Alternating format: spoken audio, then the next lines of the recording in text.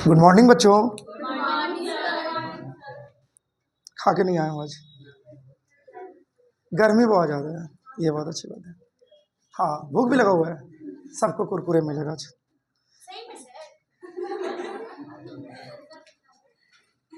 बिल्कुल मिलेगा भाई, ठीक है, लेकिन उसकी एक शर्त है, और शर्त यह है कि जो 20 नंबर से ज़्यादा लाएंगे उनको मिलेगा। अब ये मत बोलना कि सर मजाक मत कीजिए, क्योंकि शुरुआत तुम ही लोग किए हो। हाँ जी, अच्छा मैंने शुरू किया, सॉरी। चलिए कोई नहीं, 20 नंबर से ज़्यादा लाएंगे ना? हाँ, 20 भी मिल जाएगा। 20 या 20 से ज़्यादा लाने वाले जो लोग हैं, ठीक है, ऑर्गेनिक इवोल्यूशन के टेस्ट में जिन्होंने 20 या 20 से ज़्यादा स्कोर किया, उनको मेरे तरफ से इनाम मिलेगा। इनाम में मिलेगा 5 रुपये का कुरकुरे। भाई इनाम इनाम होता है, इसमें क्या हंसना। ठीक है, आप कहेंगे ना कि सर ने दिया है, आप ये कहेंगे ना? हाँ चलिए, चलो बैठ जाओ बैठ जाओ। चलिए कोई नहीं, क्योंकि पेपर उतने भी टफ नहीं थे जितने आप लोगों ने उसको बना दिए। नहीं, शुरुआत में 2-4 क्वेश्चन टफ थे, ठीक है, और बीच बीच में एक आध क्वेश्चन टफ थे, खास करके होमोलोगस एनालोगस वाला जो पार्ट था या लिविंग फॉसिल वाला पार्ट था वो था। लेकिन बहुत सारे सवाल इजी भी थे उसमें, ठीक है, और आपने बहुत सारे लोगों ने इजी सवालों को भी गलत किया हुआ है, ठीक है। मुझे लगता है कि कल तक आपके कॉपी मिल जाएंगे, आपके टेस्ट के कॉपी कल आपको मिल जाना चाहिए। उसके बाद हम बात करेंगे दोबारा, ठीक है, वीडियो रिकॉर्डिंग बंद करने के बाद, ठीक है ना? गलियाएंगे नहीं ना आपको उसमें। चलिए, मतलब दुनिया को नहीं पता चलना चाहिए कि आप गाली खा रहे हो, ठीक है। चलिए वापस आते हैं। आपकी नई टॉपिक होगी क्या? oogenesis। देखिए, हम लोगों ने स्पर्मेटोजेनेसिस को कंप्लीट कर लिया है, ठीक है, याद आ गया? और जरा से याद कीजिए, ठीक हो? बहुत अच्छा। बहुत दिन के बाद आया है, बाद में उससे बात करेंगे। देखिए, नहीं उसको मत देखिए, उसके साथ दूसरी प्रॉब्लम थी। चलिए वापस आते हैं। और पूरे पूरे औरंगाबाद में हल्ला हो गया कि इसको बुखार लगा हुआ है, ठीक है। इसका भाई मेरे से कह रहा है सर उसका तबीयत खराब है। मैंने कौन सा तबीयत खराब है? तो सर आप जानते हैं? मैंने हाँ बिल्कुल। ठीक है सर, ठीक है। कहा तू छुपा रहा था मोहित? गाड़ी से गिरना तो अच्छी बात होती है, कोई गिर सकता। मैं भी गिरा था एक, अभी कितना हाल फिलहाल के, और जो टांगे घूम रहा था, मेरे पास तो निशानी भी था, ठीक है। और लोग रोज पूछते थे सर गिर गए? नहीं, मैं फुटबॉल खेल के आ रहा था, ठीक है। अरे गिर गए तभी तो ऐसे लटकाए घूम रहे। चलिए देखिए, तो स्पर्मेटोजेनेसिस की वो प्रोसेस जिसमें स्पर्म बनते हैं, ये वाली कंडीशन आपने ऑलरेडी पढ़ ली है। 4 फेजेस में आपने उसको डिवाइड किया था। देखिए, आप स्पर्मेटोजेनेसिस और oogenesis के डिफरेंसेस के तौर पर अगर आप इन दोनों को मतलब पढ़ेंगे तो उस कंडीशन में आपको चीजें बेहतर तरीके से याद रहेंगी, ठीक है। तो इस बात को याद रखिएगा। और एक सवाल आपसे पूछा भी जाता है, differentiate between spermatogenesis and oogenesis 2 marks में। समझ में आ रहा है ना? तो हमने स्पर्मेटोजेनेसिस को 4 पार्ट्स में डिवाइड करके पढ़ा था। कौन कौन सा फेज था जरा जल्दी जल्दी बता दीजिए। पहला जो था वो मल्टीप्लिकेशन या मल्टीप्लिकेटिव फेज था। दूसरा जो फेज था वो क्या था? ग्रोथ फेज था। बहुत अच्छे। तीसरा जो फेज था उसको क्या कहते हैं? Maturation phase. And the fourth one is spermiogenesis. तो ये सारी चीजें जो है वो हम लोगों ने कंप्लीट कर ली है ऑलरेडी। चलिए, आज हम बात कर रहे हैं क्या? oogenesis। तो आप अपने टॉपिक की हेडिंग डाल लीजिए, oogenesis। हाँ, जिन्होंने हेडिंग डाल दिया वो बहुत अच्छे लोग हैं। oogenesis। और oogenesis प्रोसेस की शुरुआत होती है इनके डेफिनेशन से ऑब्वियसली। और अगर आप oogenesis को डिफाइन करना चाहें तो क्या कहेंगे? फॉर्मेशन ऑफ, हाँ, फॉर्मेशन ऑफ एग या फीमेल गैमेट, ठीक है। The process of formation of female gamete और एग या ओवा, ठीक है, which is haploid inside the ovary of the female, ठीक है। inside the ovary of the female is known as oogenesis।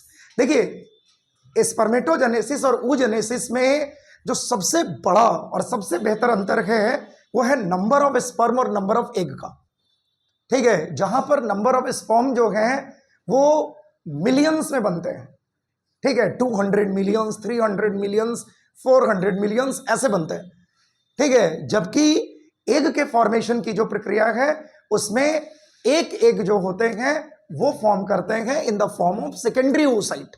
वो भी कंप्लीट एग नहीं बनाते, वो भी क्या बनाते हैं? सेकेंडरी oocyte तक का ही फॉर्मेशन करते हैं, ठीक है, एक तो यही डिफरेंस हो गया। दूसरा कि देखिए मेल के कंडीशन में दोनों टेस्टिस फंक्शनल होते हैं एट अ टाइम, ध्यान दीजिएगा, मेल के कंडीशन में दोनों टेस्टिस फंक्शनल होते हैं एट अ टाइम, लेकिन फीमेल के कंडीशन में एक टाइम में एक ही ओवरी फंक्शनल हो सकता है, ठीक है ना, ये एक टाइम में एक ही ओवरी फंक्शनल होते हैं, तो ऑब्वियस सी बात है कि one egg can be release at a time. और देखिए ये एग रिलीज करने का एक पूरा पीरियड है, एक पूरा पीरियोडिक साइकिल है, ठीक है, आगे वाले टाइम में हम पढ़ने वाले हैं, ठीक है, उसको हम लोग कहते हैं मेनेस्ट्रुअल साइकिल, उससे बहुत सारी बातें क्लियर होती है। जैसे एग के रिलीज होने की प्रक्रिया जो होती है वो इस पूरे 28 डे के साइकिल में डे नंबर 14th में कंप्लीट होती है, मिड ऑफ द मेनेस्ट्रुअल साइकिल। और उस मिड फेज में क्या हो जाता है, देखिए इससे बहुत सारी चीजें आप रिवीजन कर सकते हैं एट अ टाइम, ठीक है। इस मिड फेज में एलएच की मात्रा मैक्सिमम हो जाते हैं, ल्यूटिनाइजिंग हार्मोन, ठीक है, और वो टाइम होता है जब क्या होते हैं, ग्राफियन फॉलिकल ब्रेक्स, और वहां से क्या हो जाते हैं, egg will release out from the ovary, ठीक है। अब ये जो एग निकलेंगे वो एग कहां पहुंचेंगे, तो वो एग किस फॉर्म में होते हैं, सेकेंडरी oocyte के फॉर्म में। और सेकेंडरी oocyte का जो फॉर्म होता है उसको कौन ग्रास्प करता है, उसको कौन पकड़ता है, उसको कौन पिक करता है, तो वो करते हैं फिमरी, और फिमरी उसको पकड़ करके वो स्टीएम के सहारे एम्पुला में भेज देता है।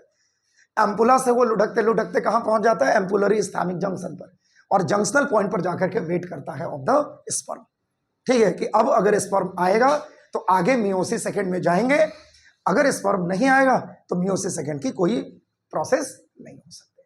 ये बात सबको समझ में आ रही है। तो सोचिए एक फ्रेम oogenesis से आप पूरी रिप्रोडक्टिव बायोलॉजी को एक बार में कैप्चर कर सकते हैं, ठीक है, और ये किसी भी पार्ट से आप कर सकते हैं। अगर आपको सब कुछ पता है, पूरी फिजियोलॉजी पता है, तो आप कहीं से उठ करके कहीं जा करके चीजों को रिवाइज कर सकते हैं। और जब तक आप ऐसे रिवीजन नहीं करेंगे जैसे अभी मैंने आपके सामने किया, ठीक है, तब तक आपको चीजें याद नहीं रहेंगी। आपको एकदम वन शॉट में चीजें याद रखनी है, ठीक है। आप एक शॉट में पूरी रिप्रोडक्शन चैप्टर को कर सकते हो, 1-1.25 घंटे के अंदर आप पूरा रिप्रोडक्शन चैप्टर जो है उसको कंप्लीट कर सकते हैं, ठीक है। तो आप उसी तरीके से बायोलॉजी के चैप्टर्स को फिनिश कीजिए, फिर देखिए बायोलॉजी पढ़ने में कितना मजा आता है। अब देखिए, अब यहां पर जो कहानी है वो थोड़ी आगे बढ़ाते हैं। आपको पता है एक बड़ी इंटरेस्टिंग फैक्ट है oogenesis को लेकर के, और वो इंटरेस्टिंग फैक्ट ये है कि oogenesis is the most wasteful process in the every biological process. इस दुनिया में जितने बायोलॉजिकल प्रोसेस हैं उनमें सबसे ज्यादा जो वेस्टफुल प्रोसेस होता है वो कौन होता है, oogenesis, यानी कि फॉर्मेशन ऑफ एग, ठीक है। सोचिए पूरे बायोलॉजिकल वर्ल्ड में सबसे वेस्टफुल प्रोसेस माना गया, क्योंकि सबसे ज्यादा बर्बादी जो होती है वो इसी की होती है, इसी में होती है, इसी प्रोसेस के थ्रू होते हैं।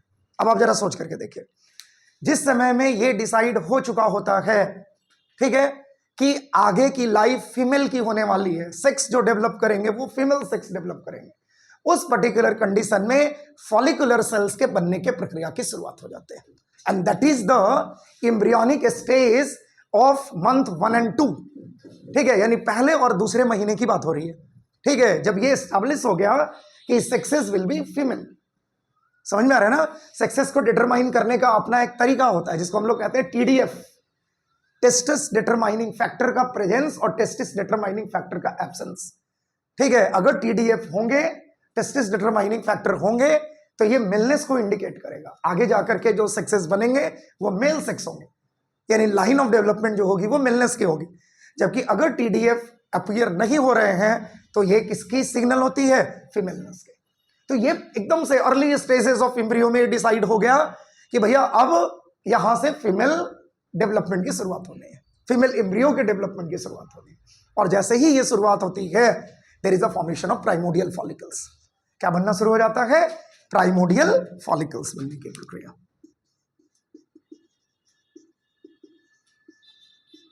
अब आप जरा सोचिए कि पहले और दूसरे मंथ के डेवलपमेंट में लगभग 4000 से लेकर के 6000, 4000 से लेकर के 6000, किसी किसी बुक में 7000 भी है, ठीक है। इतने अमाउंट में प्राइमोडियल फॉलिकल्स बन करके तैयार हो जाते हैं, ठीक है। लेकिन तीसरे, चौथे, 5वें मंथ तक जाते जाते ये लगभग 7 मिलियंस के आसपास में हो जाते हैं, 6 to 7 मिलियंस, यानी 70 लाख प्राइमोडियल फॉलिकल्स, ठीक है ना। अब 3rd, 4th और 5th मंथ तक जाते जाते धीरे धीरे ग्रेजुअली इंक्रीज कर रहे हैं और ये पहुंच जाते हैं लगभग 70 millions of primordial follicles have been formed. अब आप जरा सोचिए 70 लाख प्राइमोडियल फॉलिकल का फॉर्मेशन हो गया है। लेकिन जैसे ही 5वां महीना खत्म होता है, 6ठे महीने से फिर ये ग्रेजुअली डिक्रीज करते जाता है। ठीक है, डिक्रीज करते करते करते करते जो फाइनल अमाउंट बचती है दैट इज अबाउट 6,000 to 10,000। ठीक है, हालांकि फिर वही है, बुक वाइज थोड़े बहुत वेरी करेंगे, 6,000 to 8,000, 6,000 to 9,000, यही आसपास की वैल्यू होती है। तो हमने एक रेंज ले लिया 6,000 से लेकर के 10,000, 7-8 कॉमन वैल्यू होती है। ठीक है, तो 7,000 8,000 मात्र बचते हैं। सोचिए 70 लाख से गिरते गिरते गिरते गिरते यानी 70 लाख से खत्म होते होते होते होते फाइनली ये कहां पहुंच गए, फिर से वापस 6,000 से लेकर के 10,000। तो कितना वेस्टेज हुआ ना। अभी भी वेस्टेज कम नहीं हुआ है, अभी भी 7,000 8,000 है। लेकिन जरा सोचिए, फिर एक चीज और सोचिए, तब आपको समझ में आएगा कि how wasteful process it is. अब उसके बाद देखिए, प्राइमोडियल फॉलिकल बन गए, ठीक है, बच्चे का जन्म हो गया, फीमेल चाइल्ड इस दुनिया में आ गए। एज ऑफ 1 to यानी स्टार्ट से लेकर के एज ऑफ 10 11 तक तो खैर कोई चेंजेस विशेष नहीं होते, लेकिन 10 to 12 ईयर्स में जैसे ही फीमेल पुबर्टी को गेन करना शुरू करती हैं, क्या हो जाता है, प्राइमोडियल फॉलिकल्स में मैच्योरिटी की शुरुआत हो जाती है, प्राइमोडियल फॉलिकल्स में बदलाव के प्रक्रिया की शुरुआत हो जाती है। अब मान लीजिए कि एज ऑफ 12 लेकर के हम चल रहे हैं, ठीक है, 12 साल में, ठीक है, एक फीमेल चाइल्ड जो है उसने अपने पुबर्टी के रेंज को कंप्लीट कर लिया, अपने पुबर्टी के पॉइंट को उसने अचीव कर लिया। इसका मतलब ये हुआ कि यहां से मेंस्ट्रुअल साइकिल की शुरुआत हो गई, हाँ या ना। पुबर्टी के स्टार्ट होने का मतलब फीमेल में मेंस्ट्रुअल साइकिल का शुरुआत होना है, और वो सारे बदलाव जिसको आप सेकेंडरी सेक्स कैरेक्टर कहते हैं उनकी भी शुरुआत हो गई, हाँ या ना, हो गई ना। अब देखिए, अब मान लीजिए कि एज ऑफ 12 में पहली बार मेंस्ट्रुअल साइकिल की शुरुआत हुई। अब मेंस्ट्रुअल साइकिल का पीरियड 28 डेज का है, ठीक है, और क्या बन रहे हैं, सेकेंडरी oocyte बन रहे हैं। क्या बन रहे हैं, सेकेंडरी oocyte बनते हैं। और जरा देखिएगा, ध्यान से समझना इस बात को, एज ऑफ 12 यहां से फीमेल की पुबर्टी स्टार्ट हो रही है, ठीक है। पहली मेंस्ट्रुअल साइकिल को आप क्या कहते हैं, मेनार्क कहते हैं, आगे पढ़ेंगे हम, ठीक है। और देखिए, फीमेल में एक और खासियत है, ठीक है, जो मेल और फीमेल को डिफरेंशिएट करता है। मेल में सेक्सुअल लाइफ का कोई अंत नहीं है। नियम ये कहता है कि मेल की सेक्सुअल लाइफ का कोई अंत नहीं है, वो जब तक चाहे तब तक सेक्सुअल प्रोसेस में पार्टिसिपेट कर सकते हैं। बट फीमेल में ये वैल्यू फिक्स है, ये जो टाइम है वो फिक्स है, and the time is what, तो एज ऑफ 50-55 तक जाकर के फीमेल जो है वो अपने रिप्रोडक्टिव कंडीशंस को खत्म कर देते हैं, यानी उनके अंदर रिप्रोडक्टिव एबिलिटी जो है वो शून्य हो जाती है। बट मेल में ऐसी कोई मतलब नेचुरल कंडीशन नहीं है, ठीक है। भले ही मेल में भी 60 ईयर्स में 55 ईयर्स में खत्म हो जाते हैं, लेकिन वो उनके एजिंग इफेक्ट के कारण होता है, एज बढ़ने के कारण, ठीक है। एज बढ़ने के कारण बहुत सारे प्रॉब्लम्स होते हैं, सेलुलर कंडीशंस जो है वो बेहतर नहीं हो पाते, जिसके कारण मेल जो होते हैं वो धीरे धीरे क्या हो जाते हैं, वो अपने सेक्सुअल लाइफ से दूर चले जाते हैं। लेकिन बहुत सारे आपने एग्जाम्पल देखे होंगे, आजकल तो रील्स का जमाना है, 70 साल के बुजुर्ग ने 30 साल की लड़की के साथ शादी रचाई, ठीक है ऐसा बहुत सारे आपको एग्जाम्पल मिल जाएंगे ऐसे। तो 70 ईयर्स ओल्ड मैन, ठीक है, marriage with a 30 years old female, इसका मतलब क्या हुआ, 70 ईयर्स में वो रिस्पॉन्सिबल है ना उस रिप्रोडक्टिव एक्टिविटी को परफॉर्म करने के लिए, ठीक है। अभी मैं सुन रहा था, एक फिल्म एक्टर थे, उनका नाम है कबीर बेदी, ठीक है। कबीर बेदी ने एज ऑफ 70 प्लस ही है वो, ठीक है, उन्होंने शायद तीसरी या चौथी शादी करी। आमिर खान को देख लीजिए, ठीक है, एज ऑफ 60 प्लस ही हो गया बंदा, ठीक है, तीसरी शादी करने के लिए तैयार है वो, ठीक है। Don't worry, I am ready, ठीक है। तो कहने का मतलब समझिए, कहने का मतलब ऐसे बहुत सारे एग्जाम्पल मिलेंगे, ठीक है। अभी सेक्सुअल असॉल्ट का केस लगा था, एक हमारे यहाँ बाबा थे, नाम नहीं लूंगा, ठीक है, उनके यहाँ, जिस पर मूवी भी बनी है, ठीक है। क्या भाई, तो 80 ईयर्स के आसपास में थे। जोधपुर केस में, जोधपुर में अभी भी मतलब सेशन कोर्ट में केस चल रहा है, हाई कोर्ट में तिहाड़ में बंद थे, अभी वापस आए हैं। तो कहने का मतलब है कि ऐसी कंडीशंस हमारे यहाँ अवेलेबल है, ठीक है। हर तरीके के मेल आपको मिल जाएंगे जहां पर कि उनकी सेक्सुअल एबिलिटी जो है वो मोर देन 60 मोर देन 70 इस तरीके की है। बट फीमेल में आप कभी भी ऐसा नहीं सुने कि 70 ईयर्स की किसी बुजुर्ग महिला ने किसी 30 साल के मेल के साथ शादी कर ली, ऐसा नहीं होता। दूसरा, एक बात और समझिए, देखिए आपके समाज में भी बहुत सारी ऐसी चीजें होती है, भले ही हम उसको एक नॉर्मल फेनोमेना मान करके और उस पर बहुत ज्यादा हम उन चीजों पर ध्यान नहीं देते। आप खुद सोचिए, आप खुद सोचिए कि आपके घरों में भी, हमारे घरों में भी जब मैरिजेस की बात चलती है, ठीक है ना, आपके घर में आपके भाई की, आपके चाचा जी की, ना तमाम ऐसे लोगों की जब शादियों की बात चलती है, आप खुद सोचिएगा, और ये बात सही है कि नहीं बताइएगा, तो उस कंडीशन में जो भी फोटोज आते हैं या जो भी उनके मैं भी बोल रहा था सीवी आते हैं, ठीक है, सीवी नहीं, दैट इज द बायोडेटा, ठीक है ना, वो सीवी है भाई, लड़की क्या क्या करती है, ठीक है ना, बस खाली एक ही चीज, एक ही कॉलम उसमें नहीं लिखा होता है कि वो कितना लड़ती है, ठीक है, बाकी उसमें सब कॉलम फुल होते हैं, ठीक है। ये अगर बता दिया जाए तब तो ना, मतलब बेचारा जो सामने वाला बंदा है वो कम से कम बच जाए, पता है ना। अब मान लीजिए, नहीं तो फिर वही केस होगा जो अभी हुआ है हाल फिलहाल के दिनों में, ठीक है भाई, कभी ड्रम में तो कभी कहीं कभी कहीं, खैर अब उस पर नहीं जाते। सुनो सुनो, है बच्चा, सुनो तो, अच्छी बात बता रहा हूँ। तो वहां पर मैरिजेबल एज जैसे ही कंप्लीट होते हैं और जब ये सीवी नहीं, जब ये बायोडेटा जो है वो ट्रांसफर होते हैं, तो उस कंडीशन में एज मिलाया जाता है, और हमेशा ये सुनिश्चित किया जाता है, देखिए ये बहुत इंपॉर्टेंट चीज है, हमेशा ये सुनिश्चित किया जाता है कि मेल की एज जो है वो फीमेल की एज से ज्यादा होनी चाहिए, ठीक है, फीमेल की एज ज्यादा नहीं होनी चाहिए। यानी जिस लड़की का बायोडेटा आया है उसका डेट ऑफ बर्थ जो है वो हमेशा कम होना चाहिए, किससे, जो जिस लड़के के लिए उसकी छानबीन हो रही है, ठीक है, शादी की बात चल रही है, वैसा करेगा मुनासिब, नाम ले रहा है, अरे अभी बहुत टाइम है, अभी काहे के लिए खुश हो रहा है कोई, तो अभी कम से कम 15 साल है, ठीक है। ये देखिए, ये है बरसात, ये देखिए इन्होंने बहुत अच्छा काम किया है, इसका मतलब ये है कि अब बारिश होंगी, ठीक है। अच्छा नाव बनाया, इसी में तैयार करके जाना है, लीजिए भाई रखिए, और हट, नाव बना रही है बैठे बैठे, तो देखो, तो यहां पर सुनो, तो यहां एक से कहानी है, बैठे बैठे अपना चल रहा है, कोई दिक्कत नहीं है, चला देखो इधर।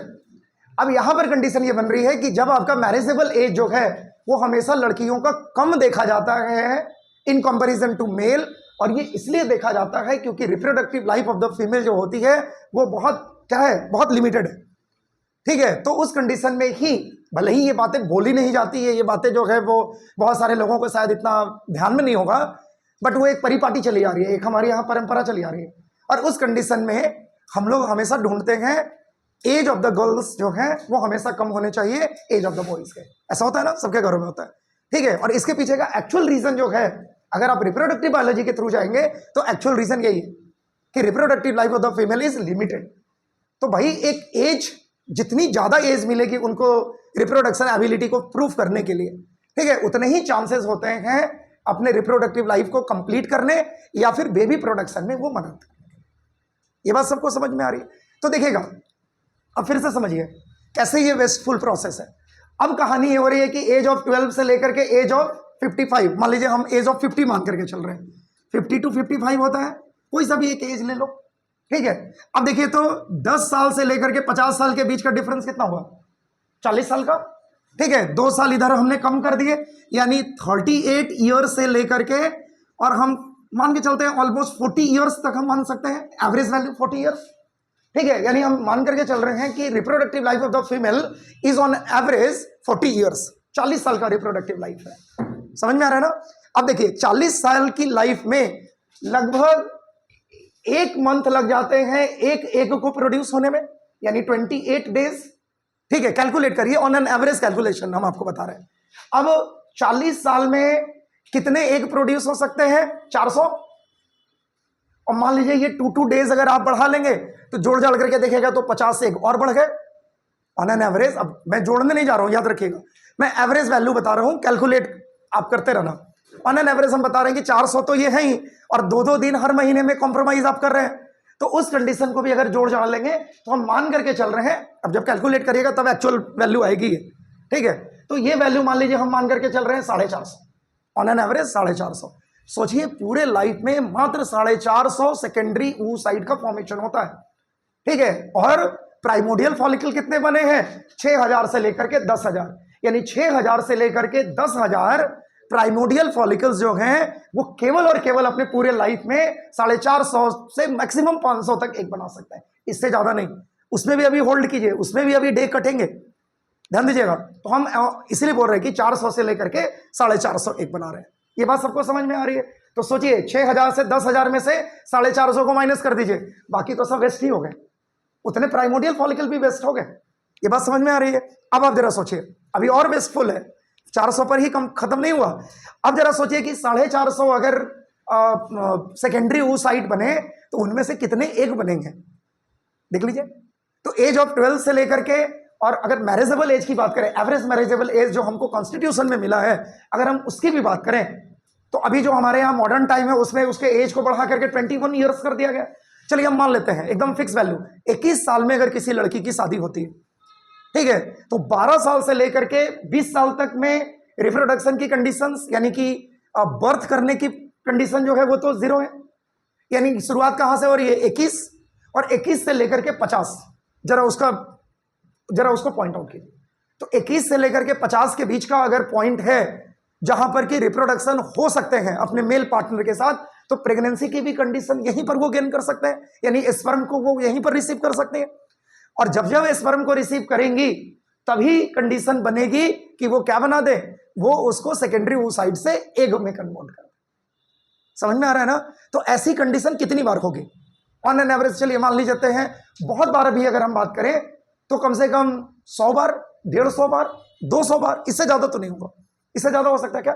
ये बहुत बोल दिया मैंने, इतना भी नहीं होता, ठीक है। आप एवरेज मान लीजिए 50 से 100 बार, ठीक है।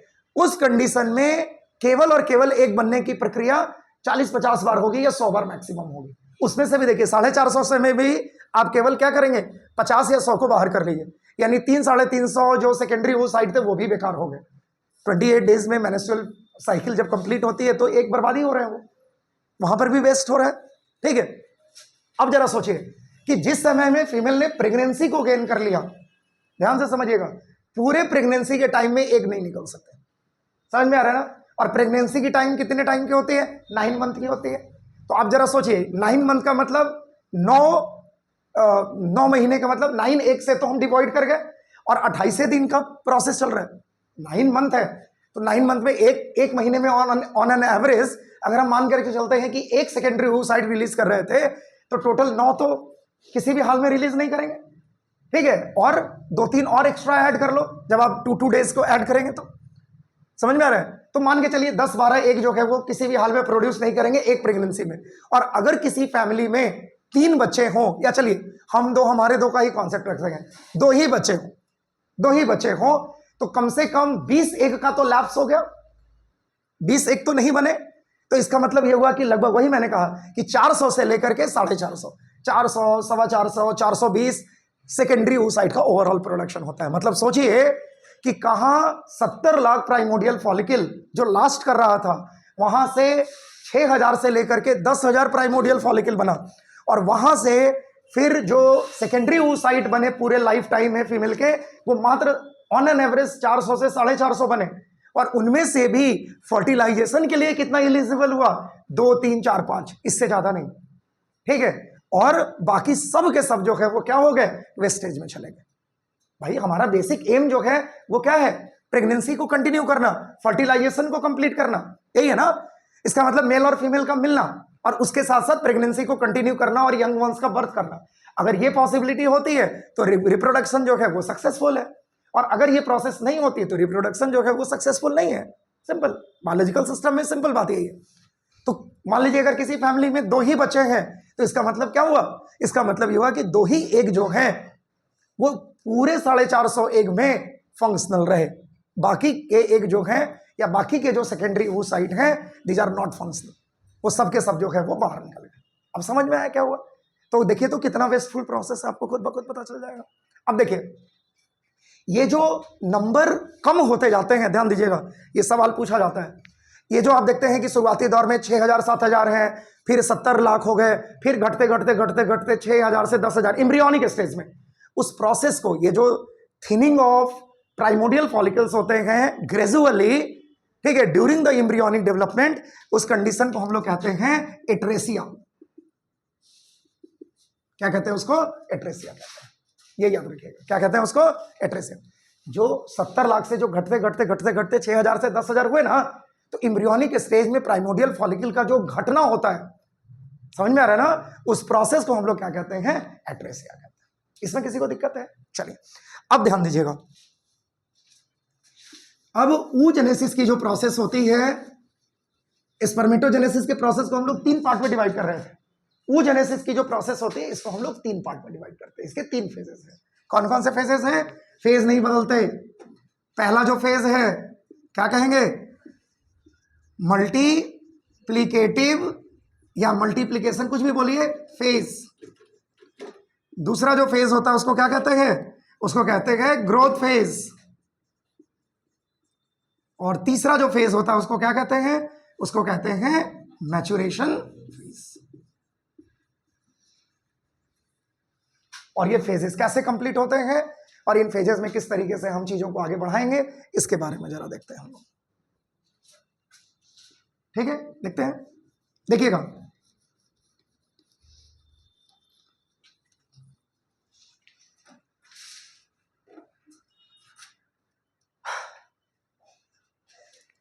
अरे चुप हो जाओ, पिट जाएगा तुम। लोग क्या कहेंगे, दुनिया देखेगी तुम्हें, समझ रहा है रोहित? दुनिया देखेगी तुम्हें, तुम फेमस हो जाओगे मेरे साथ। वो रोहित नहीं, तुम रोहित, ठीक है, गमछा वाला रोहित। आज गमछा बदल लिया है, आज दूसरा गमछा यूज कर रहा है। चलो अब देख लो, देखेंगे। चलिए देखिए, देखिए इधर देखिए, यहां पर भी सेम कंडीशन है। देखते जाना, प्रोसेस प्रोसेस याद करके ही जाना है। ये क्या है? 2n। ये भी क्या है? 2n। ये भी क्या है? 2n। प्रोसेस क्या है? माइटोसिस है। ठीक है, आगे बढ़िए।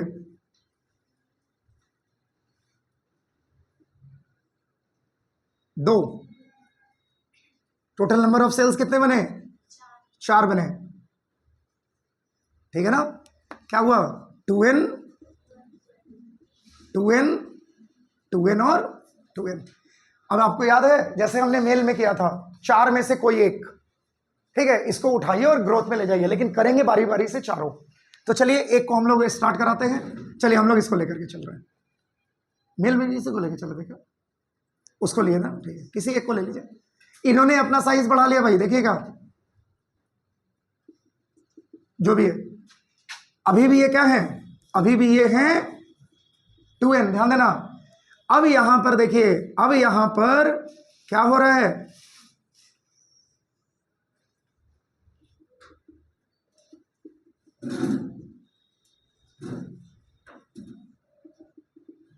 अब ये यहां पर हो रहा है, देखिए, अब ये यहां पर हो रहा है मियोसिस 1। ठीक है, अभी हम लिखेंगे कि क्या बना रहे हैं, अभी छोड़ दीजिए इसको, n। और उसके बाद दोबारा से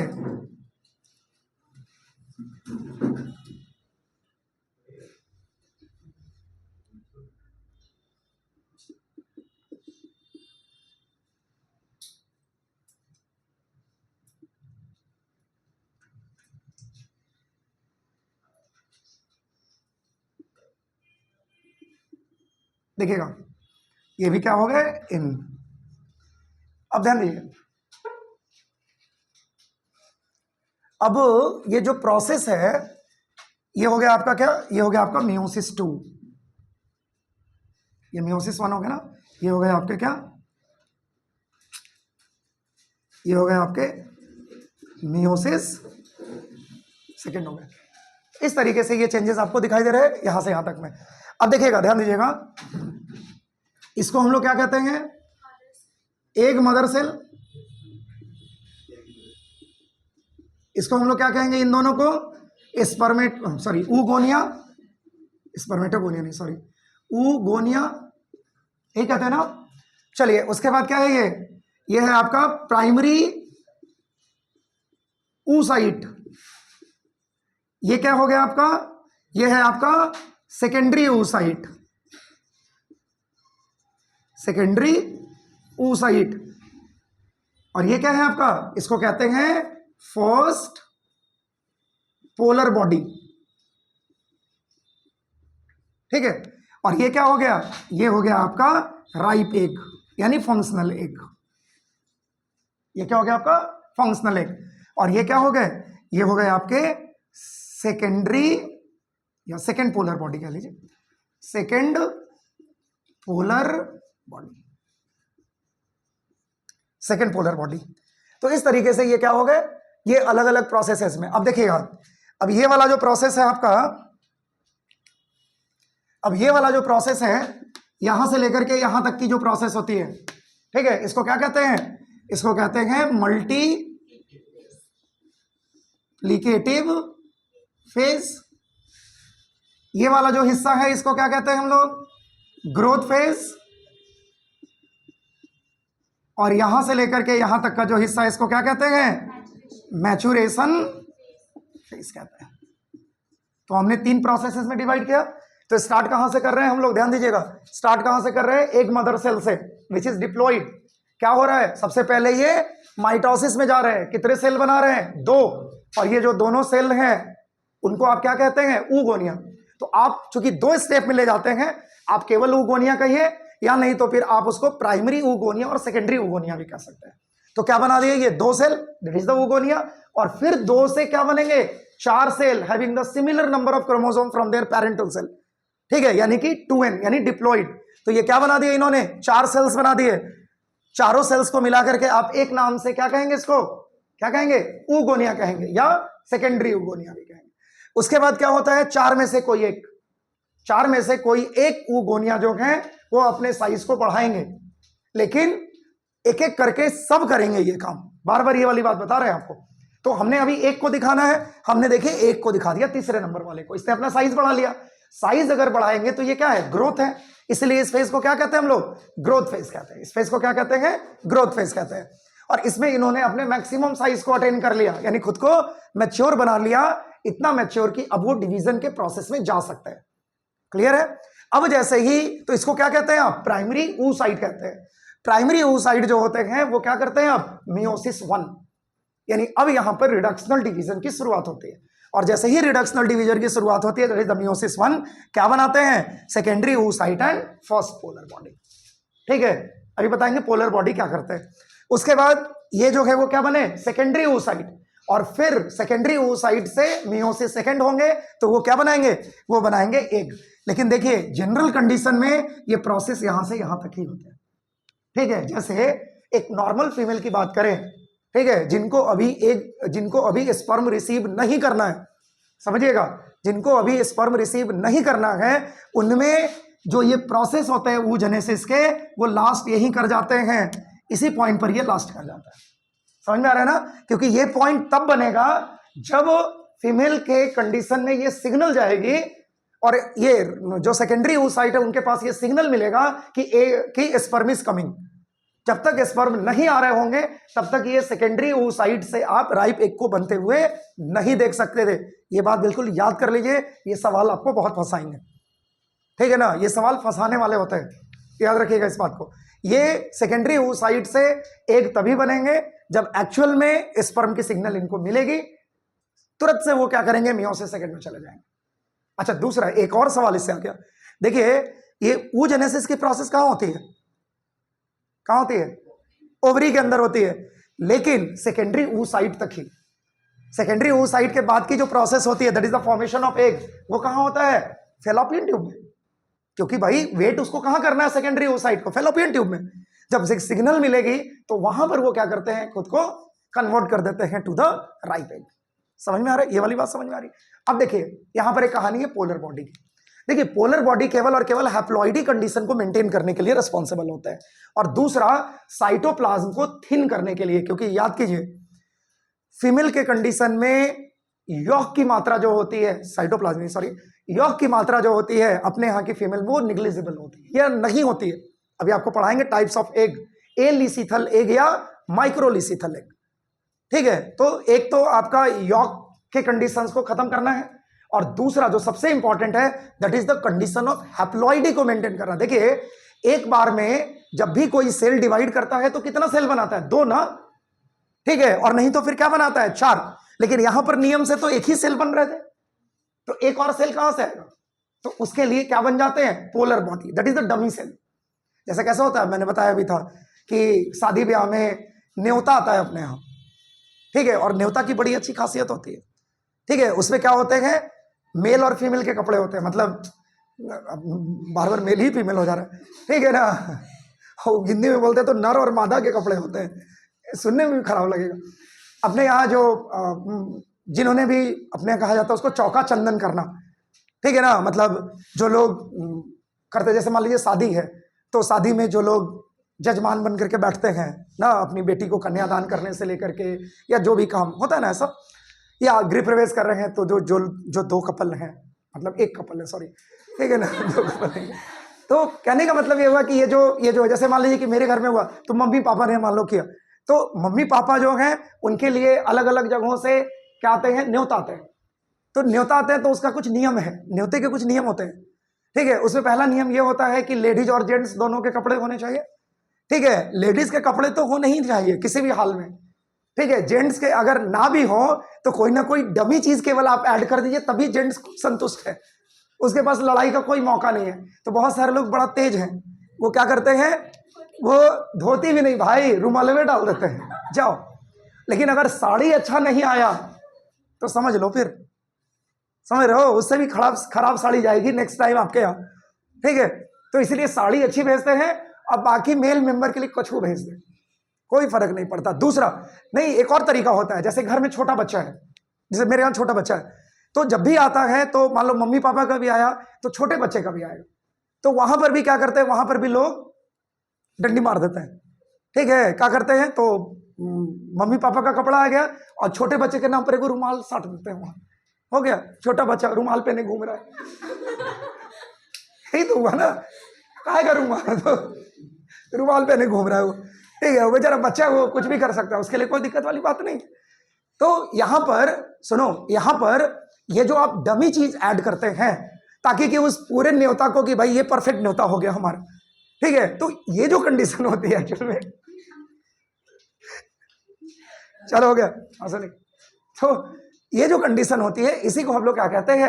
इसी को हम लोग कहते हैं, इसी तरीके से पोलर बॉडी काम करता है। या हम लोग अपने यहाँ किसी को खिलाते बुलाते हैं, छोटा बच्चा कहते हैं इसका दूध भात है, कहते हैं ना, मतलब ये इस सिस्टम में है जरूर लेकिन उसका कोई यूज नहीं है। देखिए सेम कंडीशन है यहाँ पर, हाँ, उसका कोई नहीं, इसको मार दो पीट दो, पता है ना, छू दिए, धप्पा मार दिए, कुछ नहीं, बेचारा ऐसे ललाई थे कि हमको भी चोर बनाओ, क्योंकि तू बचपन से चोर है, ठीक है, तुझे अलग से चोर नहीं बनाना, ठीक है। हाँ, रवि भी खेलता है तो उसके साथ भी यही है, वो अभी भी, उसको अभी भी दूधे भात है उसका, ठीक है, बेटा तू दूध भात खा करके खुश रहा, ठीक है। धप्पा, नो धप्पा, तुम्हारा कोई धप्पा नहीं है। चलो, तो ये कितना हंस रही है, ये भी बनती है वही, ठीक है। चलिए वापस आते हैं। तो ये प्रोसेस जो है वो हमने कंप्लीट कर लिया। नेक्स्ट क्लास में हम लोग स्टार्ट करेंगे structure of egg and structure of sperm. तब तक के लिए धन्यवाद।